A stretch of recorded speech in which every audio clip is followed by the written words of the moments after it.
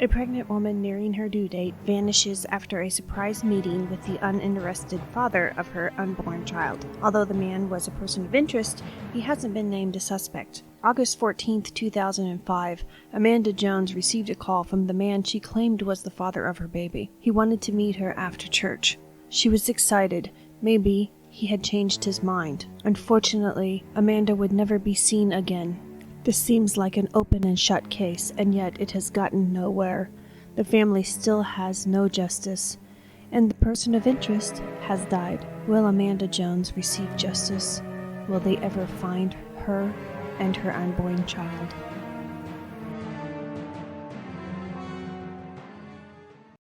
This case is brought to you by Behind every true crime story is a shattered life. I have raised awareness for over 300 cases and have worked directly with the family members on many of them. This book highlights 40 case files. Some of them are famous, many of them are obscure. There's missing persons cases, unsolved homicides, serial killers, and more.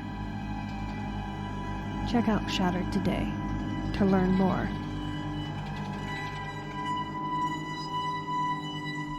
Tonight we are talking about the case of Amanda Jones. Now, this is one of the cases that I had wrote about on my blog originally, and I wrote about it in 2018.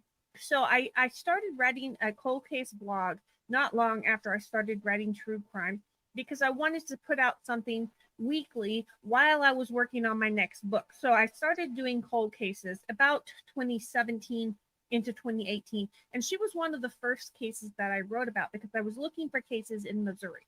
Now, this is a tragic case of a pregnant mother who goes to meet the person she believes is the father of her child, and he expresses his disdain and doesn't want anything to do with the child, even offers to pay for an abortion, and then she goes missing. Now, this is one of those cases. It's tragic, and I would like to say I've never heard this before. It's terrible, but I cannot tell you how many cases after writing about 300. I cannot tell you how many cases read like a playbook, like the Amanda Jones case. So many women get in this predicament, and they are taken out, and this is one of those cases that there has never been an official suspect named, but the main person of interest is the last person that was seen with her, and also happens to be the man who didn't want her child.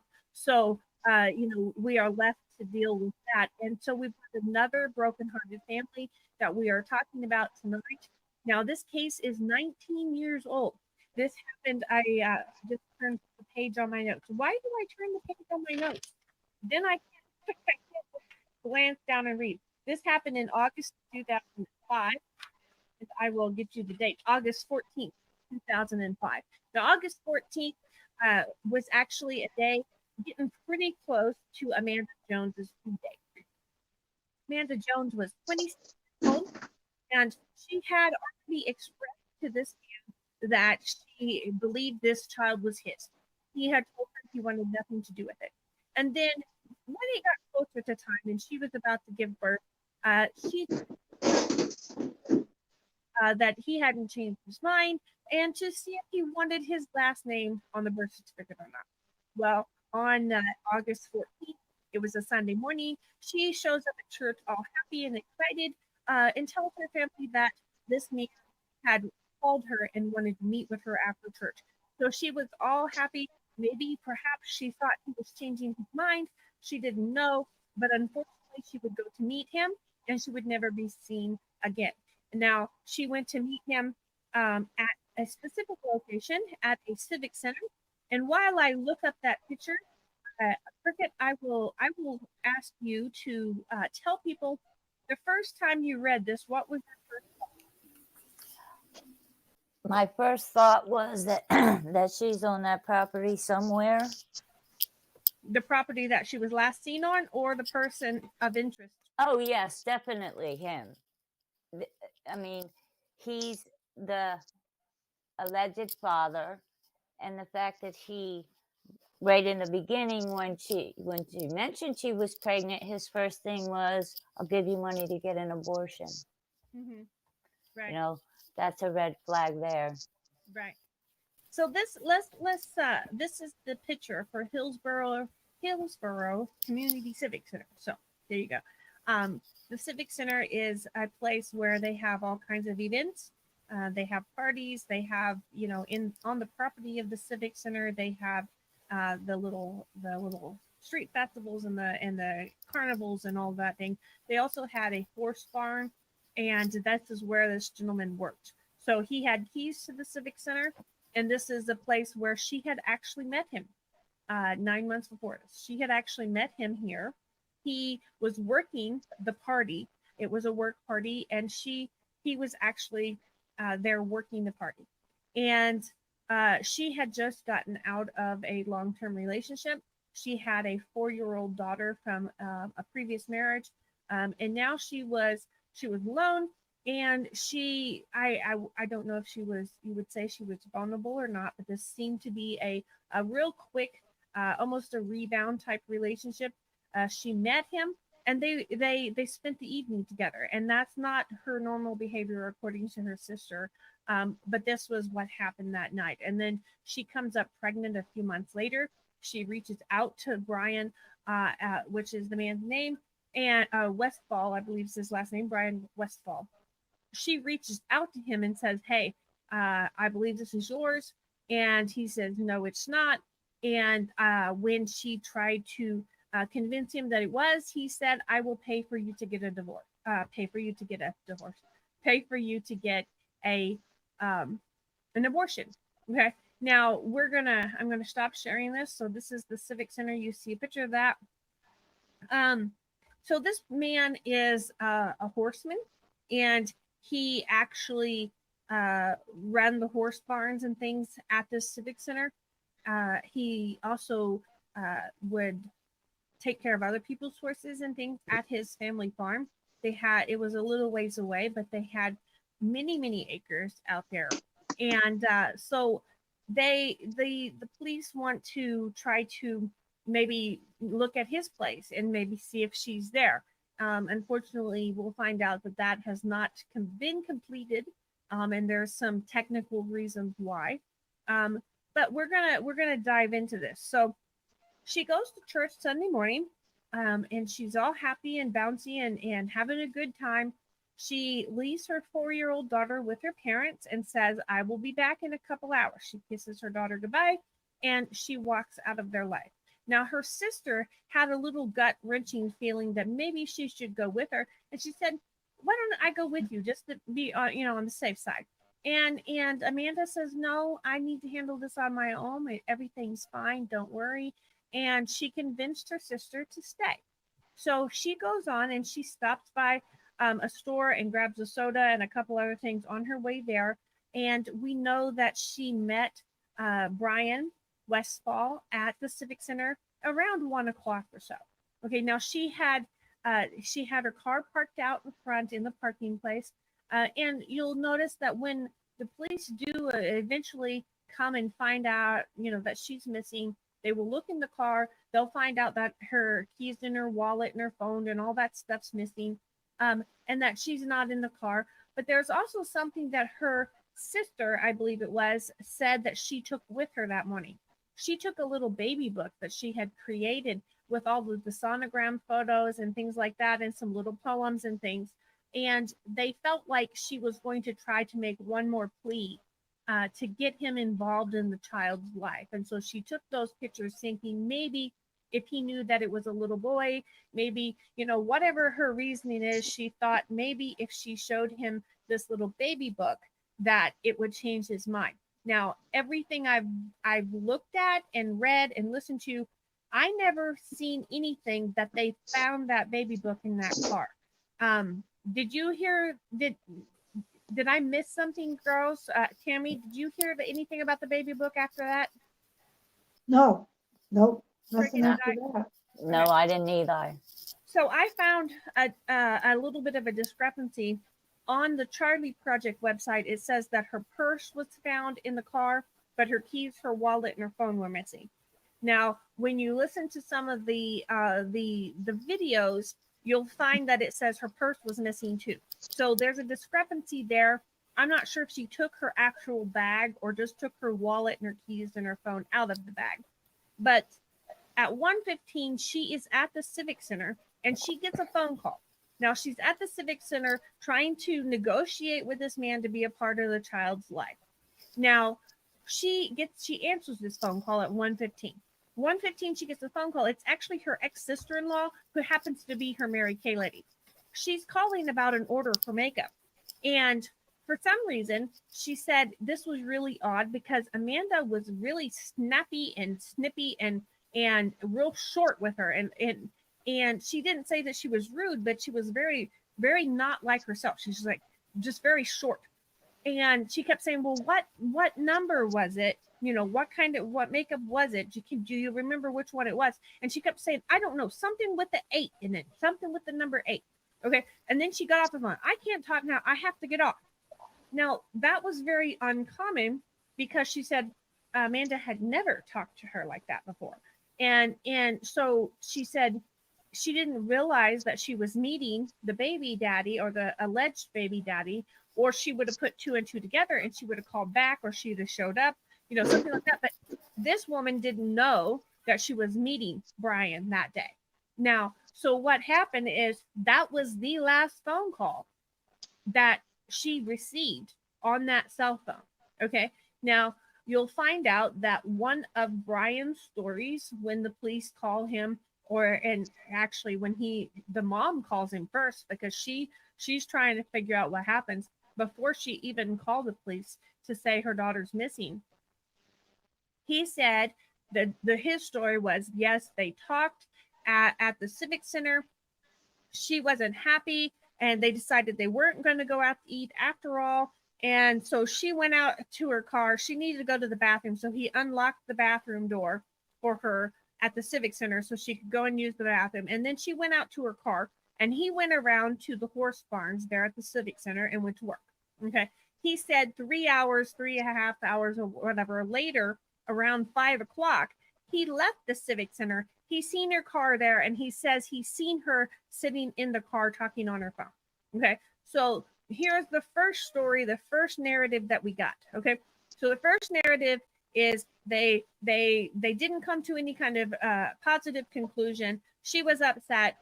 He let her into the bathrooms because the Civic Center was locked. So he unlocked it since he works there. He has the keys. He unlocks it. He lets her in to go to the bathroom. He goes to work. He comes back 3.5 hours later and is starting to leave the parking lot. And he still sees her car there and she's supposedly sitting there. Now, Tammy, since you're the one that doesn't talk very much and I have to prod you to say something, you won't interrupt me. Tell them why that's not probable. Tell them why there's 2 or 3 specific reasons why that couldn't have happened. Tell them why. Well, has anybody ever went outside in the month of August? Very hot. Especially So in Missouri. We're very humid. And the air conditioner, supposedly the air conditioner in her car didn't work. Right. So she would be sitting out there 8.5 months pregnant in the heat, no air conditioning, and talking on her phone for 3 hours, supposedly. Mm-hmm. And phone records didn't show any phone calls, right? Is what. Right. Her phone was not being used for those 3 hours. Her phone was not, there was nothing come in or out on that phone until about 5 o'clock or so. I don't know what time it was later that evening when the parents realized that she's not come home yet. And so everybody starts cramming the phone with phone calls, trying to get her to answer. So up until that point, that phone's not used for a few hours. And we are told by the parents and the sister and everybody that knew her that she was a very social person and she was constantly on that phone. So she wouldn't have sat there for 3 hours. For one, is ridiculous. I don't know anybody that can just sit in the car and do nothing, even with the air conditioner running. Who wants to just sit in the car for 3 solid hours and do nothing? You're not talking on the phone. You're not doing anything. And then add in the fact that you're 8.5 months pregnant. You're already having contractions and you could go into labor any moment, any day. and then add the fact that your air conditioner isn't working, and you're in a very humid, hot place. In Missouri, we have heat, but we also have a real high humidity. So if it's in the middle of August, it's hotter than Hades. And I don't care, if you weren't pregnant and you had an air conditioner, you wouldn't want to sit out in a car for 3 hours in August in Missouri. That's just, all there is to it. And then the fact that the phone records don't back up that story. So we can pretty much, Cricket, do you agree with me? I say we can pretty much dismiss that. Yes. Okay. So our next story is they went to dinner at this place called Off the Hook. Okay. The next story that is that they went there. Okay. And all of these stories are coming from Bryan Westfall. Okay. So these aren't rumor mill stories that are coming in from everywhere else. These are changes in the narrative by the last man who's seen her. Okay. So Bryan says, well, we went to lunch at Off the Hook. Okay. Well, Off the Hook had surveillance. So the police went and watched all the surveillance. They never stepped foot on the Off the Hook property at all. So they went back and he's like, oh no, yeah, we decided not to go there. Okay, so he changed the narrative again. Okay, so he says he was back there working. Okay, now here's the problem. He was back there. They said some people came by and said something to him, and he came out startled from the back. Okay, because along the kind of the back corner there, there's some stalls where they could have horses or whatever for the events that they were doing. Well, he told these whoever this was that seen him there that he was loading things, but they said they thought it was weird because there was nothing in his trailer. Okay, so I would like to know what kind of vehicle he drove, because here's the next thing. On his way home, which he lived closer to DeSoto, so it's a few miles away. On his way home, his family has a lot of property. Okay, on his way home, he stops by the fire chief's place. Now, he talks to the fire chief about burning on his property. Okay, now in August in Missouri, we get a lot of fire bans. Okay, because there's not enough rain. There's a lot of wooded areas in Missouri. We're in hill country, so there's a lot of brush. There's a lot of underbrush. It can cause a fire real fast, real easy. So there's a lot of fire bans in August. Okay, so the fact that you're stopping by to see the fire chief to talk about burning something on your property is kind of odd. If there's a fire ban or not. You don't have to stop and talk to the chief. Okay, so that was odd. But then the fire chief, when the police started questioning and everything, fire chief says, yeah, he came by here at such and such time, and he was alone. There was nobody in there in the vehicle with him.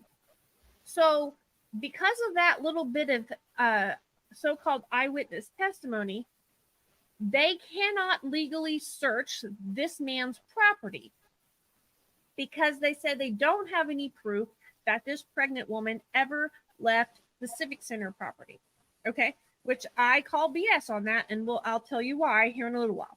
But because of that one eyewitness, they said, no, he left alone. He left alone. Okay, I contend, I want to know what kind of vehicle he left in. Okay, if he drove a car, which I know he probably didn't, if he drove a car and that person says, no, he was alone, you can't tell me somebody wasn't tied up in the trunk. Okay, he didn't inspect the vehicle that Bryan was driving to make sure that there wasn't somebody tied up. If he's in a pickup. Now, before I get too far, let me tell you something else that he did. When he got home, he had called his girlfriend and said he needed her to buy 2 new big totes because his tack totes, these are, for those of you that don't know, you're not country folk or whatever, tack totes. These are big plastic tote boxes that are strapped onto your trailer that hold all your tack for your horses. My husband has one on his trailer, his lawnmower trailer, that holds all of his tools. So if his lawnmowers break down when he's off mowing something, he can fix his lawnmower. So it's a plastic tote that's strapped to the trailer that acts like a toolbox, basically what it is. And for some reason, he had his girlfriend meet him at his house and said he needed her to go buy 2 new totes. Okay, these 2 big totes. Now, I contend that if he was in a truck with a trailer, which we know he had a trailer at the Civic Center, so I'm assuming he had a truck and trailer that he drove home. Okay, he needed his girlfriend all of a sudden on a random to buy new totes because he said, well, they're just out of date. They're out of, and I'm like, those big plastic tote boxes, my husband still has the same one. He's had the same one on there for like 10, 15 years. They don't go out unless you put too much crap in them and you bust the sides out. They don't go, you don't just randomly change those. Okay. So I'm calling, that's a little suspect, you know? So anyways, he goes by the fire station, or I'm not sure if it was the fire station or where the fire chief lived. He just stopped by and talked to the fire chief is what I read. And the fire chief says, yeah, he was alone. I contend if he was a country boy in a pickup with a trailer, he had several places he could have hid a body. One, does he have one of those big, huge silver toolboxes in the bed of his truck that covers the whole bed? You can fit a body in that. You know, did he have 2 of those big tack totes strapped to his trailer? Could fit a body in that. Heck, if he had a tunnel cover, he could have had a body under the tunnel cover. Okay, so to me, the eyewitness testimony of he came by here alone is not necessarily that he was telling a lie. It's just not as relevant as it sounds from the beginning. Do you girls agree with me? Yes, I agree. To me, that just he wasn't in the place where he was going to inspect the guy's truck, you know, and he could tell, okay, I'm going to look in your tackle box, I'm going to look in your totes, I'm going to look, you know, to make sure, you know. He was just a random guy that's by here alone. There was nobody sitting in the passenger seat. That's all. Right. He just didn't see anybody. Right. So you can't tell me. So, but because of that one eyewitness testimony, you've got a judge who will not issue a warrant to actually search the entire property of Bryan Westfall. Okay. Now, Bryan Westfall and his family did allow them to do a partial search, but this was a kind of a walk along. They said, well, we're going to walk with you and you can look here, but not there. You can look here, but not there. You can look here, but not there. Okay. Now, for one, if you have nothing to hide, why are you saying not there? Okay.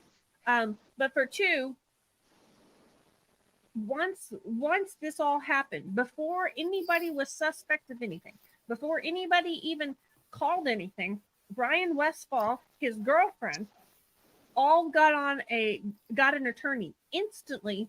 And here, 19 years later, that attorney is still on their case. That they have an attorney on retainer that they have carried all of these years. Okay. Do you know how expensive that is to have an attorney on retainer? And so this is like instantly they're lawyering up before they even have a reason to. Okay. So, but they allowed them to come on the property and search a couple places, but not everywhere they wanted to search. And the judge is like, well, motive isn't enough for a search warrant. But I contend he not only had motive, he had the means, he had the opportunity, and then on top of all that, he keeps incriminating himself by changing his statements over and over. So I asked the judge, I'm sure they're not watching this, but if they ever do, what else do you need? Sure, you need more than motive to give a search warrant, but you've also got means, you've got opportunity, and you've got conflicting statements. So I have seen judges give warrants out for a whole crap and lot less when you start studying these cases. And I believe I believe that they had probable cause because her car was still there and she didn't just walk away. To me, you know, that's probable cause. Absolutely. Well, see, they said since the car is still where she left it, we can't prove, we don't have any evidence to prove that she left the Civic Center property. So they've looked around the Civic Center property. They've done some excavations outside and everything. I contend, did you look inside? Did they search his vehicle? Well, see, that's the Did they thing. look for Yeah, footage? I don't think they did. Because that would have been something, I would think. Absolutely. I would be like, what did you do with your old totes? And why did you get rid of your tack totes?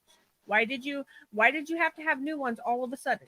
You know, But there could have been forensic evidence inside of his vehicle. absolutely. And what if anything did he burn? You know, because basically the only reason why you stop and talk to the fire chief about burning something at your house is because you are, one, wanting to establish an alibi, and two, you're wanting to make sure they don't show up to see what you're actually burning. I mean, to me, that's the only reason why you would do that. You don't have to ask the fire chief if there's a fire ban. You could, Exactly. I mean, And especially since there's a fire ban, they put on it that for everything. Yeah, and on that, because that place is so huge, Mm-hmm.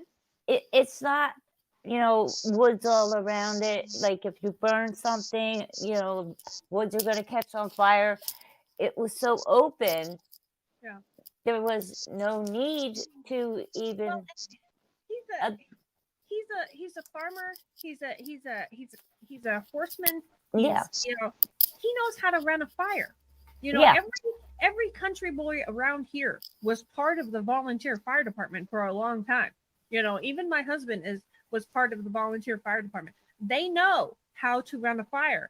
They know how to clear off the back lot so it doesn't catch fire anywhere else. They know how to contain a fire, how to operate a fire, how to control a fire, how to put one out, and you can't tell me that he didn't.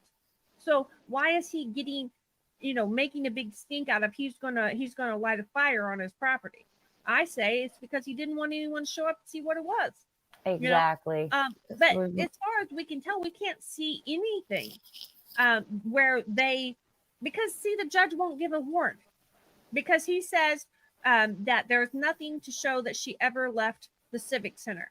And I contend you didn't look in the places to find the evidence. You needed to look at his vehicle. His vehicle was at the Civic Center at the same time she was. Look in the vehicle. And that could have gave them enough evidence maybe just to go ahead and search his property. Then if they'd have found just a little something, then they could have maybe got the search warrant. If they found hair fibers,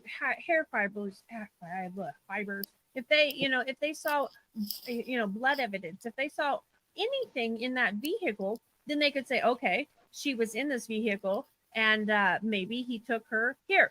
So there a lot of people are wanting to blame law enforcement, and I'm sitting here going, well, law enforcement can only do as much as their judge and their warrants is letting them do. So in this situation, I feel like their hands are more tied. like the judges dropped the ball in this situation. And I realize, the judge is going to know the law better than me and all this, but I'm sitting here going, their main excuse that they gave the public was that motive wasn't enough to issue a warrant. And I contend you have a whole lot more than motive. You have means and opportunity, and you have the fact that he keeps incriminating himself. And law enforcement's even said over this last 19 years that they have looked into other people, and it always turns right back around to Bryan Westfall. So, I mean, I contend they had plenty enough to do that. All of the things we've talked about so far, nothing is new since I wrote about this case in 2018. And so when I get on there again to kind of refresh and see if there's any updates, to make new videos, do all these things, I always find it disturbing when there is still so little information out there and nothing has changed, and then you have to realize, she had a 4-year-old girl. That girl's all grown up now, and she's had to grow up without her mother. She's had to grow up without her brother, and so this is devastating.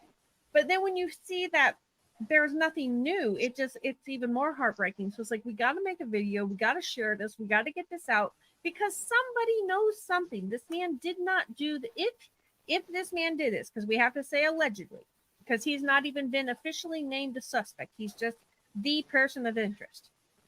If he did something to her, somebody's got to know something. And so this is where the sharing and the helping, this is the reason why I always promote everybody, please share, and we do the sharing contest, because getting this out to all the people, this is how we're going to get something going. Okay. And so the only thing new, there's one thing new, and it's even more devastating, but there's one thing new happened since I wrote about this case. And that is in 2021, the parents of Amanda decided to file a wrongful death lawsuit against Bryan Westfall. They're desperate. They're just trying to get something to happen, trying to get some kind of movement. They've heard all kinds of things from the rumor mill. They know for a fact in their minds that this is what's happened to their daughter. They file a wrongful death civil lawsuit. Within weeks, Bryan Westfall dies of a stroke. So their main person of interest, the man in their mind that did this to their daughter, is dead now. And then to add more insult to injury, the judge dismisses the lawsuit. And this is something that I wanted to talk to you guys about, because people don't understand how the law works. And so they try anything and everything because they're desperate. You got two parents, and a whole family and a little girl, all just desperate to get something to happen, because 19 years have passed and they've never moved from this chapter. They've never been able to turn the page onto a new chapter. Their life has continued. All the birthdays, all the holidays, the daughter has graduated from, high school. All of these things have continued, but they're still in the same chapter they were 19 years ago. Okay. So they never have progressed. And so they're still stuck in this world, and they don't understand how the world can keep on spinning around them when they're still stuck. And that's a terrible, tragic place to be in. So they go into trying to do a civil lawsuit. Now, here's the problem. The judge dismisses it. Now, the judge dismisses it because technically it's past the statute of limitations. You have 3 years. Once someone is declared dead, someone's deceased, you have 3 years to file this wrongful death lawsuit. But unfortunately, in the state of Missouri, it can take 5 years before a missing person can be legally declared dead. So this family got their hopes up thinking something's going to happen, and a judge dismisses it because technically they have already passed their time frame. And this is something that really upset me, because I'm sitting here going, you can't tell me that the attorneys that took the money from this victim's family member didn't already know that. So how could they still take this family's money and put forth this civil lawsuit knowing that the statute of limitations had already passed? To me, that is re-victimizing a victim's family. And that's disgusting. So people need to understand that civil lawsuit concept works really well in homicide cases, but it doesn't work worth a flip in missing persons cases, because until that person is no longer missing and is classed as deceased, if you never find that body, you have to wait the 5 years. And in some states, I believe it's 7 years to wait for their class to be dead. And since they're dead, you've already. So to me, I feel like that's one part of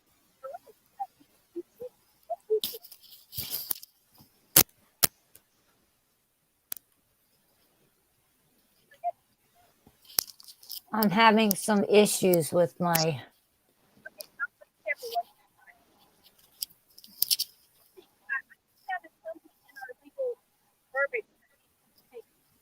because it puts them at it just literally takes that away from them.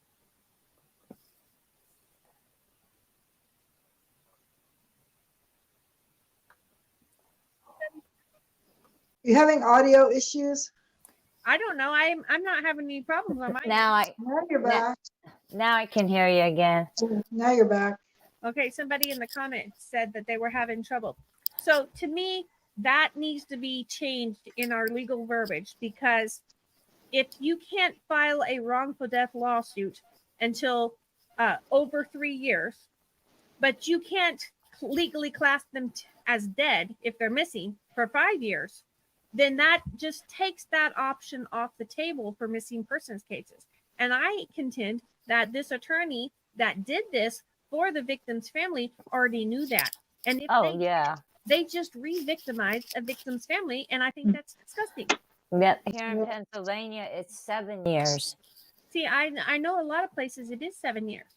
So to me, I'm sitting here going, I'm assuming that it's maybe in I would like to assume that maybe it's just a mistake, or they thought they had a workaround. But to me, if you already know the statute of limitation is 3 years and you've already passed it, why would you get this family's hopes up again?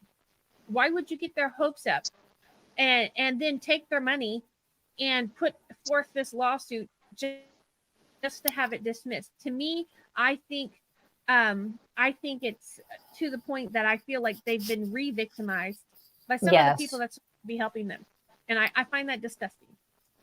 What do you think? Yes, very, because like you said, the lawyer would have known that. They should, and if they didn't, then they need to they need to do more study. Retake the chest. On that. Yeah. So I feel like this family has had 19 years of hell on earth to live with, and then they have gotten their hopes up that they're going to be able to do a civil suit, and that's smashed all to pieces. Now the person of interest is deceased. The person of interest father is deceased, and I believe I read that person of interest brother is deceased as well. So the left is the girlfriend and the mother of the person of interest. And so to me, that sounds horrible, and you would like to think that maybe you're innocent until proven guilty. So if he's innocent, he doesn't have to worry about this anymore. Nobody's going to bother him with it anymore. If he's guilty, though, I would like to see who owns the property now. If somebody else owns the property, then the police should be able to get permission to search the entire property, because that happens a lot of times. I know, Cricket, you told me that that's what happened in the Chase Masner case. You want to tell them about that? Yeah, when I went down in 2015 to help search for Chase Masner, he'd been missing already a year. I forgot what I was going to say. You've been hanging around me too long. We was talking about how you and I are too much alike. We could get into some trouble. It's a good thing you're not in the same state with me. Oh, now I remember. When we went down to search, nobody lived in the house, but the banks owned the house. Right. So we could not search on the property.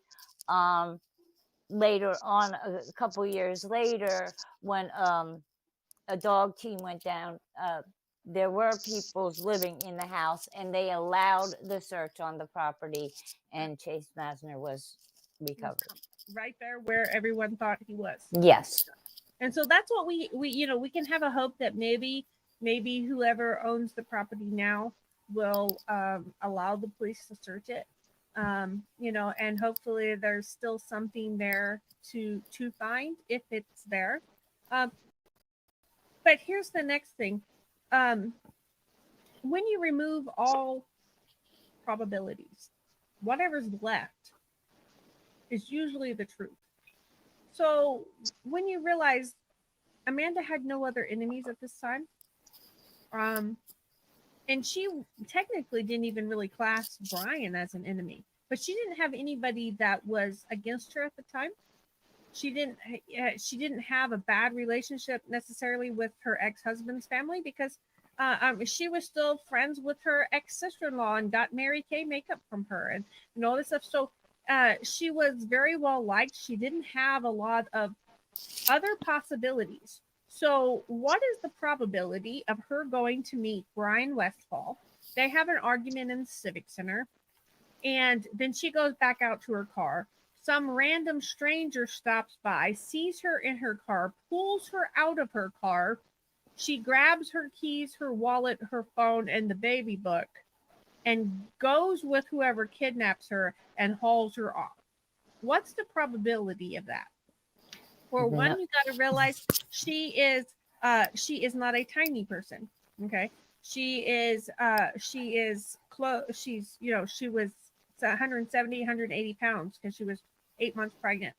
Now, so you got a woman close to 200 pounds, who's pregnant, who is in a car, supposedly, and you're just going to drive by and you're going to drag her out of the car, and she's going to make sure while you're kidnapping her that she's going to take her wallet and her keys and her purse and her baby book because she needs those things while you kidnap Yeah. her. Okay. Yep. For one, the car door was and Tammy pointed out the car door wasn't closed all the way. It was still kind of half. It didn't click all the way. It wasn't completely closed. But I'm sitting here going, if she was torn from that car, which it's hard to tear a 200-pound woman from a car.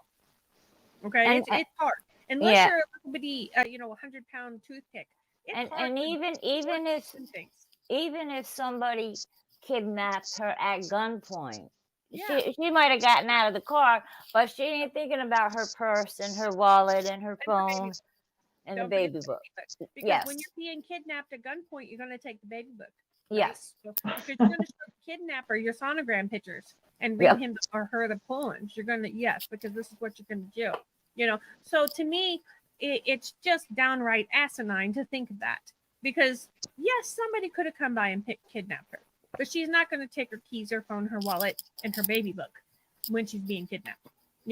I contend that the door would be standing all the way open. You'd probably see signs of struggle. You're going to see her purse scattered across the parking lot in the direction that she was drugged. You're going to see signs of a struggle there. You're not going to see a car that looks normal, and you're going to see the door mostly closed, and you're going to see the fact that her phone and her wallet and her keys and her baby book are gone. You're not going to see that.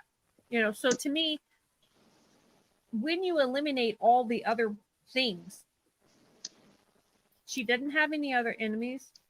She, it didn't look like she was robbed or anything. When you eliminate all those other things, what else is there? Sometimes police investigation comes down to common sense. He had the means, he had the motive, he had the reason. Okay. And then he lawyered up, which is weird because they're like, we didn't look at him as a suspect. We were just thinking he was a witness who seen her before she went, so before they could even class him as a person of interest, he lawyered up, so this is just all of these reasons why it always points back to Bryan Westfall. So what can be done now? See, this is where, it's very tragic because you've got this whole family who are just exhausted with it. I watched something that was released this year and they're just exhausted. They don't know what else to do. They're worn out. They're not saying, no, we're not going to, keep fighting or keep looking. But they're just exhausted. And every time this comes up again, it just takes more from them and more from them until it just eats you alive. And that's where they're at. And the fight wouldn't be so bad if they were making progress, but they are still literally the same information that came in 19 years ago is what they're still functioning on now. And the place doesn't look the same like it did then, so there's nothing. It's all changed. It is. And so you have to feel sorry for these families when there's no new news, there's no new progress, there's nothing. The police can't tell them anything. The judge still says no, we're not giving a warrant. Now the guy's dead and half his family's gone. And you're just sitting here going, well, what do I do now? And so what can we do right now? What we can do is share this, because when we share this and there's enough people out there, see, most cases are solved because somebody saw some little something that they don't think is important. But when they call the police and give it to them, that's the last puzzle piece they needed to do what they needed to do. And so maybe somebody saw a little something that will fill in that puzzle piece, and now the judge can issue a warrant. Whatever it is, if you know something, say something. you know so girls, you have anything else? I want to talk about the danger of pregnant women. I kind of talked to you both about that. I'm going to talk about that topic here in a minute, but do you guys have something else to say before I go off on that? I was just going to say, in case anybody was wondering, that Bryan, he was only 53 when he died, and he died of a sudden stroke. He stood up and then went and had a really bad headache and called 911 for him, and he died of a sudden stroke. So I thought that was kind of interesting. Yeah, I'm like, what caused that? Was he taking some medication? Was he a drug user? Was it just, something, nature? I mean, what caused that? Of course, we don't have much information on that, so we just have to be left to speculate. And like I said, you have to be innocent until proven guilty. Well, in my situation, when I'm looking at all of this, he's acting very weird for an innocent person. Yes. He didn't go in and talk to police. He lawyered up before he even talked to police. They said when they called him in just to ask him what he knew, he said, I just was looking at him as a witness. He said he came in with an attorney, kind of shocked us all. And then when he says different things, he's told 4 different narratives of that day and that time frame. So when you do those things, you make yourself look guilty. You say you're innocent until proven guilty. Well, you're doing a pretty good job of proving yourself guilty when you behave that way. And so this is where you have to really, yes, according to law, this man is innocent until proven guilty. And so we have to say allegedly and everything. But when you're talking about these things, you need to realize your behavior can make you a suspect. Your behavior can make the police look at you. Your behavior can make you look bad. And so you always want to keep in mind those things. And so this is where where I'm at. But I do want to say that when I was watching this, and this is something that I talked to Miss T about, and Miss T is new in the whole true crime genre and the whole true crime world, so she hasn't had the experience that I've had and Cricket's had. I have written about 300 cases. I've studied at least 500. I've kind of lost track, if you want to know the truth. And I've studied all these behavioral psychology and criminal psychology and all this stuff because I want a basic overview of all different types of things so I can get a better, bigger picture of things. Okay. And so that's the reason why I study a broad amount of things. But Miss T, I know when I was talking to you, you were surprised that I had the opinion that I had when you thought she wasn't putting herself in danger so much. When I first talked to you, what was your opinion on that? And then we'll talk about it. So, because if you're not into the true crime, you're not into chasing justice, you're not a cop, you're not you probably don't think along these lines. And I think most people that are new to this would think the same way you did.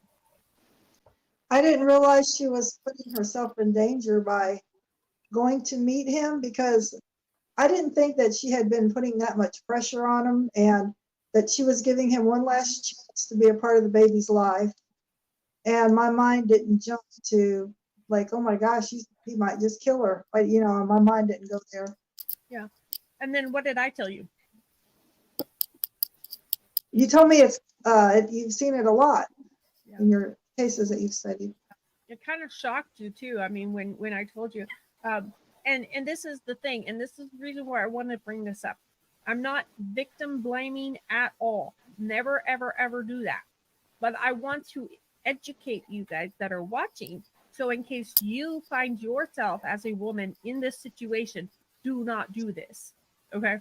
Because Out of those 300 cases, I cannot tell you how many. I may go back and count just so I can give a number next time. I cannot tell you how many pregnant women are in those cases because they confronted the baby daddy and he didn't want the baby. Okay. So you're thinking, we'll work this out. You're thinking, surely he's going to care for his own. Surely we can, maybe he cares about me enough. We can figure something out. But when you go to this person, and for one of the big red flags is that you find out he has somebody else. Okay. So you find out that you're not his number one. He's got you pregnant. Well, you both got you pregnant because it takes both of you. I'm sorry. But you're pregnant. He's backing away from you. You find out he has somebody else that he doesn't want that somebody else to know that you have his kid. Okay. Red flag. Massive red flag. Okay. When you approach this person and this person vehemently tells you they want nothing to do with you, they want nothing to do with the baby, and then they take it a step further and offer you to pay for you to have an abortion or try to push you into have an abortion, that is a man who is willing for your child to die instead of stepping up and taking responsibility. Okay, so that is another level. Whatever your stance on abortion is, I don't care. I'm telling you from a psychological standpoint, you're talking about a man who is not willing to take responsibility and would rather it die than take responsibility. Do not go back. Do not push past that. Do not try to change his mind. I cannot tell you how many real women I've had to write about that thought they could change his mind, and they end up missing or dead. Okay. And if she had Hannah with her, you know. Yes, and see, this is something else. She had taken Hannah, her little girl, to meet him before when she told him she was pregnant. She had no idea what kind of danger she just put her and her baby girl in. Okay. I have seen this so many times. Now, not every man who doesn't want to take responsibility and be a father will kill you. But you don't know the difference because murderers look the same as every other man.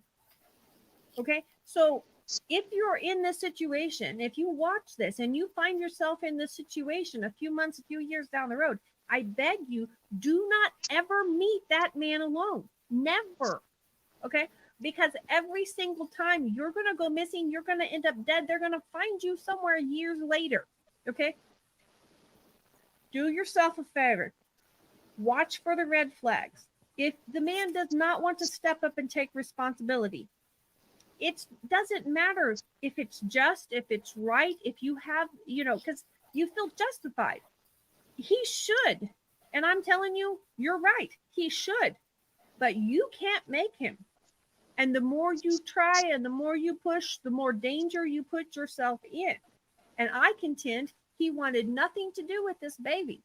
And then all of a sudden, just before she was going to go into labor, she reached out one more time and says, hey, do you want at least your name on the birth certificate? And then all of a sudden, he's happy-go-lucky. He says, yeah, he needs the church. Red flag again. Why did he change all of a sudden? She wanted him to change. So she didn't see the red flag. Okay. Red flag again. Massive red flag. Why did he change? Why all of a sudden, when he has a girlfriend, when he has a life, he doesn't want nothing with you. Why is he changing all of a sudden? Why is he happy-go-lucky? Come meet me. We'll go out to lunch. Okay. Another red flag. Do not ever meet that man by yourself. See, her sister wanted to go with her. And her sister has to live all these years. She's like, what if I could have? What if I could have? What if it's not her fault at all. But if I can tell you guys in this video and save one woman, then our mission is complete. You don't want to think it would happen to you. Okay? But I have written about hundreds of pregnant women who go missing when they go to talk to who they think is the baby daddy.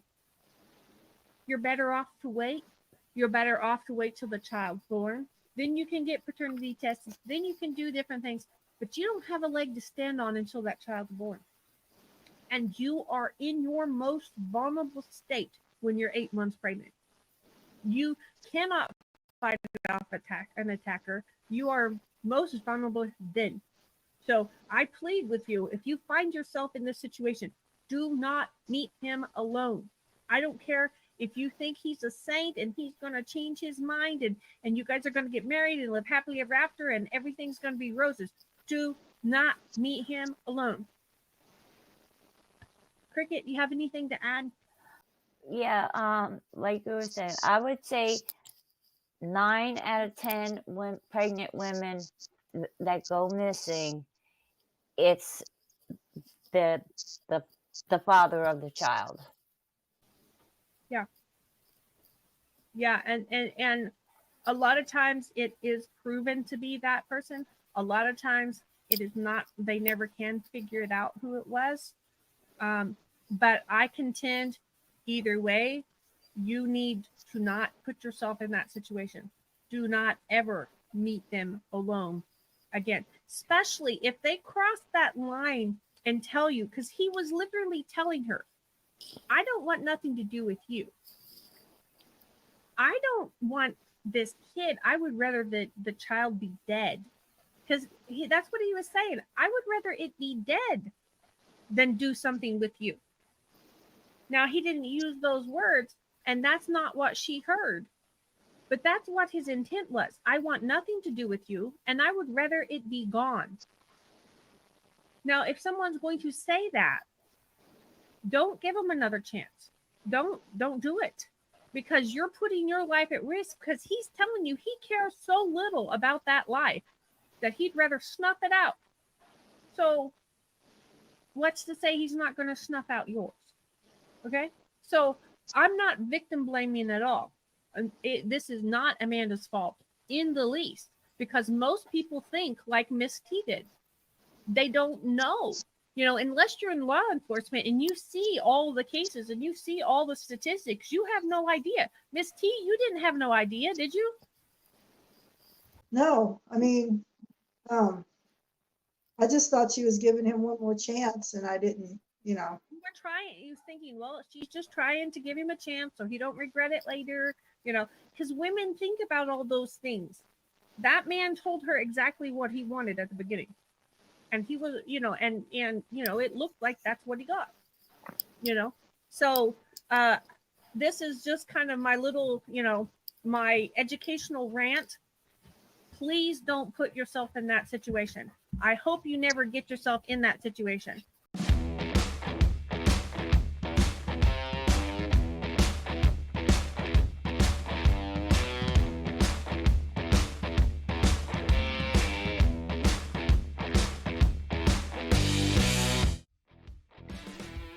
Today's episode is brought to you by Bones Coffee Company.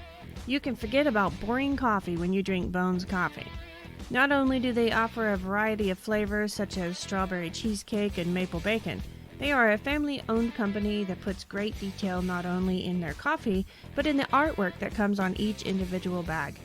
Bones Coffee has a coffee club that will deliver your favorite coffee to your door every month. If that wasn't enough, they also have some amazing swag to offer. Check out Bones Coffee Company today. I'll have my affiliate links in the show notes for you.